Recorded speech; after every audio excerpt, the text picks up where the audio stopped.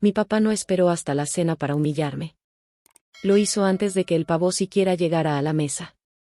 Una mano en su cerveza, la otra sosteniendo su teléfono grabándome mientras acomodaba los platos y los cubiertos como lo hacía cada día de Acción de Gracias. 14 segundos después, el video estaba en Facebook. El pie de foto decía: miren a esta fracasada. Siempre fue una sirvienta. Mis hermanos se rieron. Mi mamá desvió la mirada. Yo solo me quedé ahí, servilleta en mano, sintiendo que mi cara se quemaba, mientras la casa se llenaba de risas que no eran mías. No dije ni una palabra. Tomé mi bolso, salí por la puerta principal y no miré atrás. A la mañana siguiente, sus teléfonos vibraban por otra razón, porque la sirvienta que se burlaban finalmente había dejado de servir.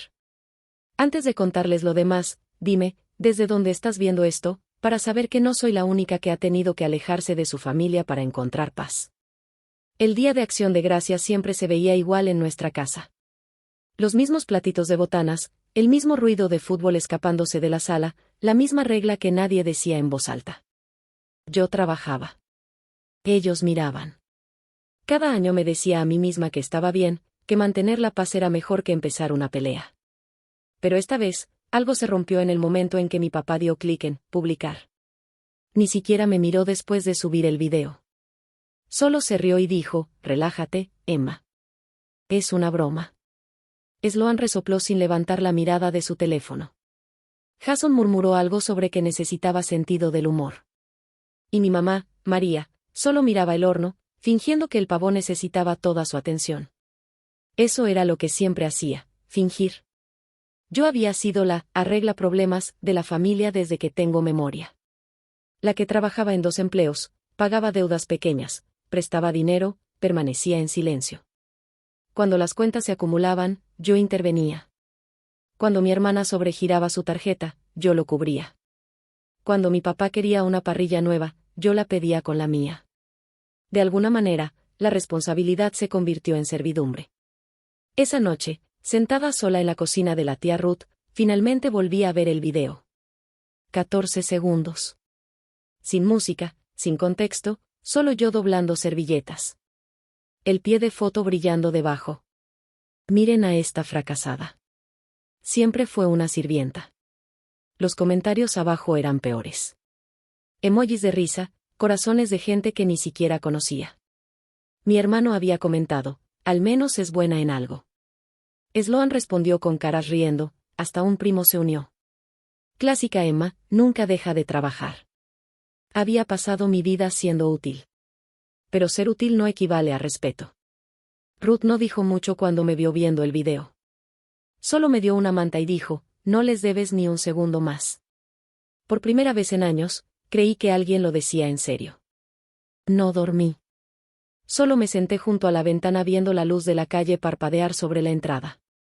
Mi teléfono vibraba una y otra vez. Mensajes de Jason, de mi mamá, incluso de mi papá, cada uno más corto y frío que el anterior. Ninguno decía lo siento. Ninguno preguntó si estaba bien. Para la mañana, algo dentro de mí había cambiado. No era exactamente rabia. Era la ausencia de ella. Como el momento después de una tormenta cuando todo está en silencio, pero sabes que el mundo ya no es el mismo. Cerré mi laptop, deslicé mi teléfono por el mostrador y susurré: pueden reír todo lo que quieran. Ya no voy a jugar a ser la sirvienta. A la mañana siguiente, el aire se sentía lo suficientemente cortante como para atravesar los pensamientos.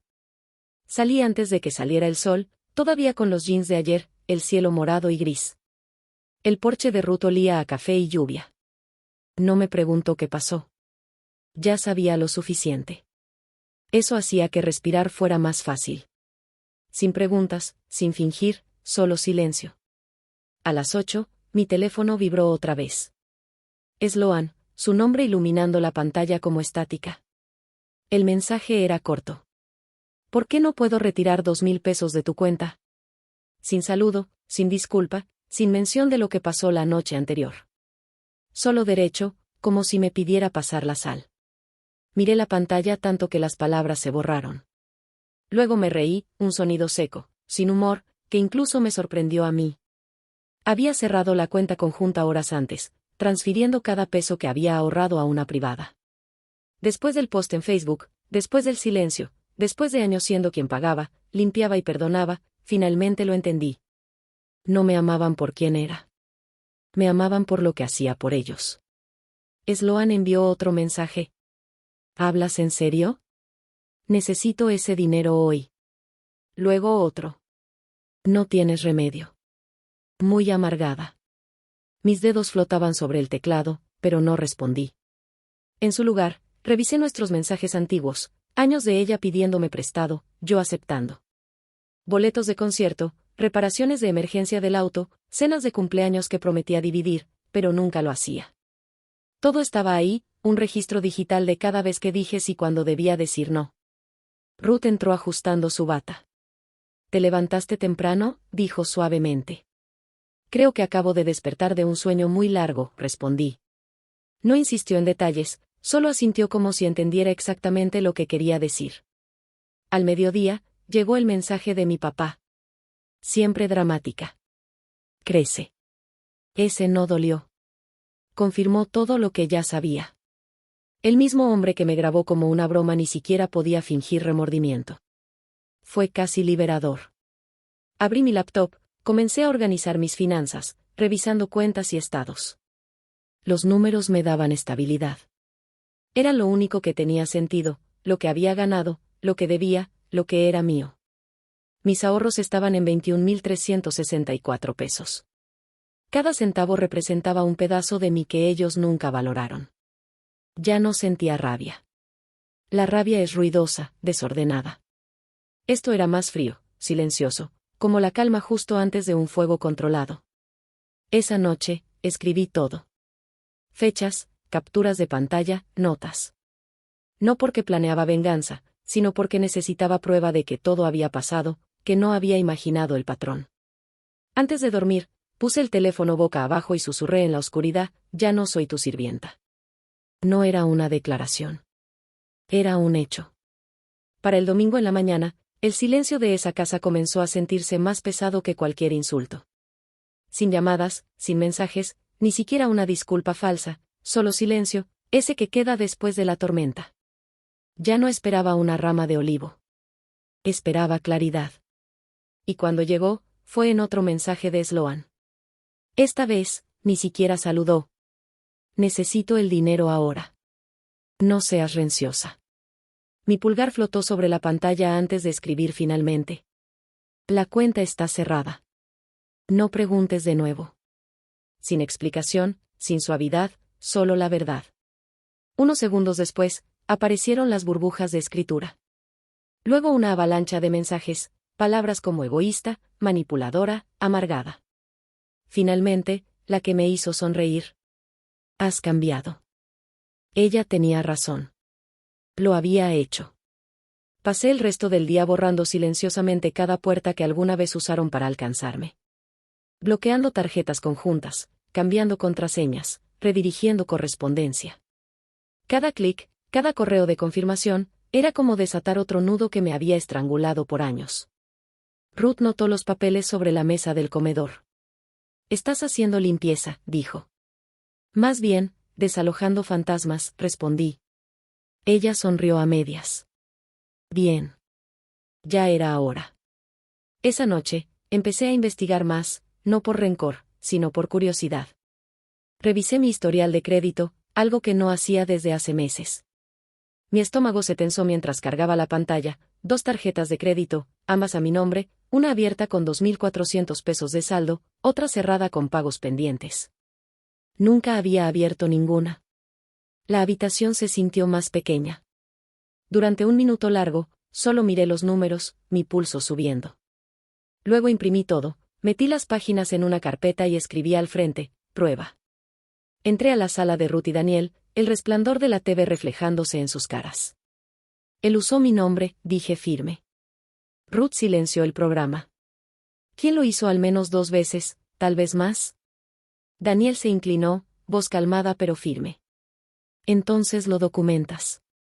Todo. Veremos qué hacer después. No hubo gritos, ni caos, solo un plan claro. Era extraño lo calmada que podía sentirse la justicia cuando finalmente te pertenecía. Más tarde esa noche, abrí mis mensajes una última vez. Otro mensaje de Sloan parpadeó en la pantalla. ¿Por qué haces esto? Somos familia. Escribí 3 palabras. No preguntes de nuevo. Luego agregué otra línea, 5 palabras que no planeé pero que sentí perfectas. No le preguntes a una sirvienta. Presioné enviar. Las palabras quedaron flotando en el aire como un espejo frente a su creador. Por primera vez, el silencio no era vacío. Era poder. No esperé que nadie se disculpara. A la mañana siguiente de decirle a Sloan que no preguntara más, extendí todo sobre la mesa del comedor de Ruth, papeles, capturas de pantalla, estados, prueba de una vida gastando para personas que me llamaban sirvienta. Cada hoja contaba la misma historia, ellos tomaban, yo daba. Y cuando paré, me convertí en la villana. Daniel se sentó frente a mí, leyendo en silencio. Cuando llegó a las 2 tarjetas de crédito en mi historial, una abierta y otra cerrada con pagos pendientes, no se sorprendió. Solo asintió una vez, como alguien hace cuando la verdad finalmente coincide con lo que sospechaba desde hace años. Ruth llamó a un abogado, que le había recomendado una amiga. La oficina era pequeña, paredes beige y olor a café rancio, pero la voz del abogado era calmada y factual. ¿Autorizaste estas cuentas? No. ¿Tienes pruebas? Sí. Ella escribió una lista que sonaba masa, cosas por hacer para la justicia, reportes de fraude, congelar crédito, notificar al banco, contactar a familiares. No se sentía como venganza. Se sentía como reparación. Esa tarde, hice todo. Cada formulario, cada llamada, cada palabra oficial que sacaba mi historia del chisme familiar y la llevaba al registro legal. Cada correo de confirmación era otro nudo desatado. Cuando regresé a casa, apareció un nuevo grupo de chat en mi teléfono, Jason y Sloan en mí. La primera foto me dejó sin aliento. Mis cajones del cuarto antiguos abiertos, espejo roto. La leyenda de Jason, día de limpieza. Luego Sloan, deberías haberte llevado tus cosas.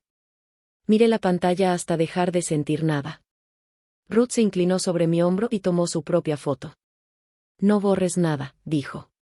Minutos después, mi primo Noah mandó mensaje. Estaba cerca de la casa de mis padres y podía revisar si algo era rescatable.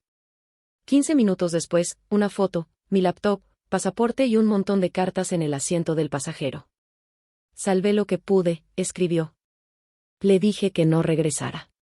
Esa noche llamé a algunos familiares de los que mi papá había pedido dinero a mi nombre. Sus voces estaban avergonzadas y calladas. Cada uno le había enviado cientos o miles, creyendo que yo estaba enferma o endeudada. Escribí cada nombre, cada cantidad. Para cuando terminé, mi cuaderno parecía una autopsia de la confianza. Cuando congelé mi crédito esa noche, no sentí enojo, solo claridad. Las cuentas del abuso finalmente equilibraban lo que habían robado y lo que perderían.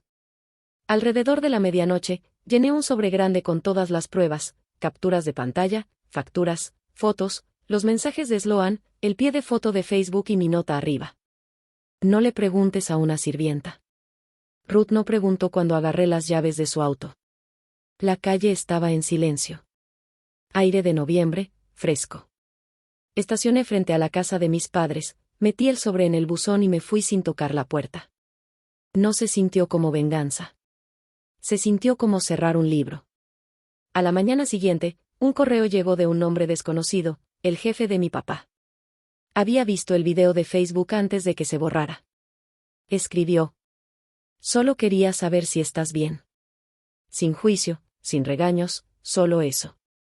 No respondí. El daño ya estaba hecho, y esta vez, no conmigo. 2 días después, un sobre llegó a casa de Ruth. Mi nombre, sin remitente. Dentro, 2 fotos antiguas, yo de bebé en brazos de María y otra de mí acampando con Víctor abrazándome. Debajo, una carta escrita a mano. Siempre fuiste difícil. Pensaste que eras mejor que nosotros. Tomé un pequeño préstamo a tu nombre. Planeaba pagarlo. No era mucho. Leí esa línea hasta que las palabras perdieron sentido y luego agregué la carta a mi carpeta de evidencia. La gente siempre confiesa cuando cree que la confesión los salvará. No lo hace. El abogado confirmó lo que ya sabíamos. La carta era una admisión. Habló con calma, explicando el proceso, reportes, investigaciones, bancos contactados. Dijo que podría tardar semanas, tal vez meses, pero se mantendría firme. La justicia real siempre es lenta. Para el jueves, Jason mandó mensaje. Hiciste un gran problema. Solo bromeábamos. Endurezca piel. 10 minutos después. ¿Podemos hablar como gente normal? No respondí. Normal era su palabra para crueldad cómoda. Esa noche, los mensajes de Sloan inundaron mi teléfono, llamadas de voz, mensajes, líneas furiosas una tras otra. Intentó abrir una nueva tarjeta y le marcaron fraude. ¿Qué hiciste? Me arruinaste la vida. Escribí una sola oración. Aseguré la mía. Por primera vez, sentí el peso cambiar. Finalmente estaban enfrentando consecuencias que no podían transferirme. Días después, María llamó. Dejé ir al buzón de voz, pero luego mandó mensaje. Hay algo tuyo que guardé seguro. Noah fue en su lugar. Encontró una pequeña caja bajo mi cama vieja, un enredo de fotos y recibos, y al fondo, un libreto de ahorros con saldo de más de 3,000 pesos, retirado completamente la semana después de mi cumpleaños 21. Firma de mi papá abajo. Lo añadí al archivo. Cada papel era un paso de regreso hacia mí misma. Ese fin de semana, Jason pidió encontrarse en un diner. Dije que sí, por curiosidad. Se veía más pequeño al entrar, hombros caídos, sudadera deslavada. Papá se está desmoronando, dijo antes de sentarse. Contó que María se había ido y había pedido divorcio. Víctor había sido llamado la atención en el trabajo por mala conducta y ausencias. Vas a poner cargos, ¿verdad? No respondí. Siguió hablando de cómo creía en papá porque era más fácil, cómo se unió a las risas porque el silencio lo hacía sentir débil. Cuando paró, dije. Nunca vuelvas a hablar por mí. Asintió. Sin discusión. De regreso a casa, pasé por el río. Por primera vez, se veía quieto, no pesado. Mi teléfono vibró otra vez. Otro mensaje de número desconocido, un compañero de trabajo de Víctor. Esta vez sabía lo que había pasado. La gente habla. Mantén la cabeza en alto. La ironía no se me perdió. Mi papá quería que el mundo se riera de mí. En cambio, el mundo lo estaba viendo desmoronarse. A la mañana siguiente, el abogado llamó. El banco confirmó actividad ligada al nombre de Víctor en las cuentas abiertas a mi nombre. Usó palabras como delito federal y robo de identidad, frases que antes sonaban como titulares, pero ahora eran parte de mi historia. Le agradecí, colgué y me quedé un momento, dejando que el silencio de la cocina de Ruth se asentara a mi alrededor. Ruth entró con 2 tazas de café. Negué con la cabeza, sonriendo. Puso una igual. Ya no tienes que servirle a nadie, dijo. La dejé enfriar sin tocarla, porque por primera vez, tenía elección. La primavera llegó lentamente ese año, silenciosa y constante, como mi vida reconstruyéndose sin pedir permiso. La investigación tomó semanas, pero cada nuevo correo del abogado se sentía como un ladrillo colocado.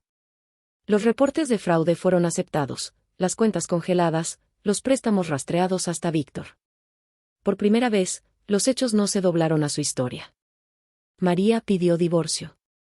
Se mudó a un pequeño departamento cerca de su hermana y avisó por Ruth que no pedía perdón, solo una oportunidad de empezar de nuevo.